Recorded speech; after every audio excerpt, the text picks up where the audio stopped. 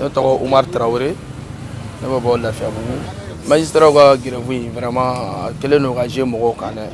Ekɔlidenw t'u ka casier judiciaire sɔrɔ, kasoladenw fana ka kow tɛ ka se ka sira sɔrɔ.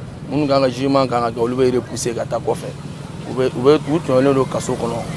Vraiment o ma ɲi jamana ma quoi. U bɛ jamana segin kɔfɛ dɔɔni. Mais mɔgɔw bɛ tɔɲɔ fana quoi. N'u sera ka grève ko in jɔ, u bɛ ka solution kɛ k'a latɛmɛ. Vraiment o tun bɛ diya ne ye trop. Que le gouvernement voit. Fanga bɛ olu de la. Y'a mɛn? Ni fanga bɛ mɔgɔ la n b'a f'i ɲɛna, i kan ka ko tɔ to mɔgɔw ye. I bɛ ko tɔ to. Ka n b'a f'i ɲɛna a lajɛ hali n'a sɔrɔ k'a fɔ ko magistrat ninnu fili dɔ mana k'u fanfɛla cogo o cogo, olu kan k'a lajɛ n b'a f'i ɲɛna ka jamana kɔnɔdenw lajɛ bon pour que au moins mɔgɔw bɛ se k'u ka papiers sɔrɔ. Mɔgɔ ba tan mɔgɔ n b'a fɔ maliyɛn bɛɛ de dogolen bɛ bi. Y'a mɛn i ka papier ko la concours dɛsɛlen don ka kɛ. Y'a mɛn fɛn fɛn dɛsɛlen bɛ ka kɛ à cause des papiers là qui doivent être signés par des magistrats. Donc au cas là, moi je crois que le problème il ne faut pas que ça soit comme la grève des médecins.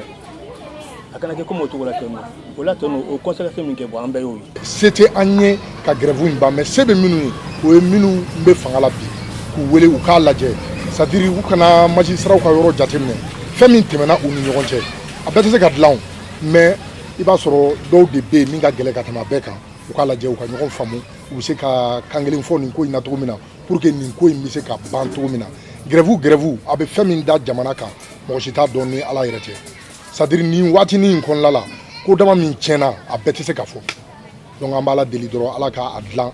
Gouvernement k'a lajɛ gouvernement ka négocier ni magistrats ye min bɛ se ka ɲɛnabɔ immédiat u k'o ɲɛnabɔ immédiat min tɛ se ka ɲɛnabɔ immédiat o kan ka se ka kɛ cogo min na u ni syndicats ka sigi ka kuma kɛ an bɛ se ka nin de ɲɛnabɔ sisan an tɛ se ka nin ɲɛnabɔ sisan donc o bɛ to kɔfɛ moi je crois que fɛn mais si tu vois que u taara grève la n'i y'a ye u taara grève la c'est que trop c'est trop donc gouvernement k'a lajɛ u ka sabali walidenw bɛ kaso la olu ka date de sortie sera olu bɛ ten cogo la ko parce que ko magistrats bɛ grève la ni grève ma ban u tɛ bɔ.